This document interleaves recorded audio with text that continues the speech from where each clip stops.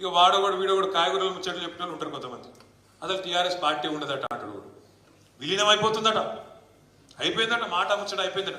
ఇప్పుడు కవిత గారు జైల్లో ఉన్నది, నేను అన్నాను పార్టీ వర్కింగ్ ప్రెసిడెంట్ను, మీదకెళ్ళి కవిత అన్నాను.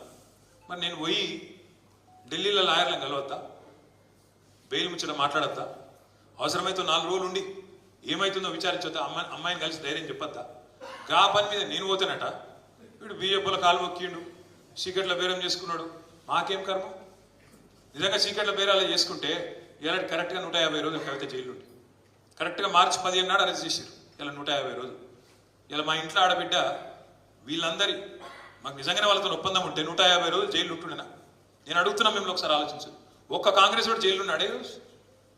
ఎవరికి మరి ఒప్పందం లోపాయి కాదు, మనకా వాళ్ళకా? మన ఇంటి ఆడబిడ్డని జైల్లో పెడితే కూడా మనం కొట్లాడుతున్నాం.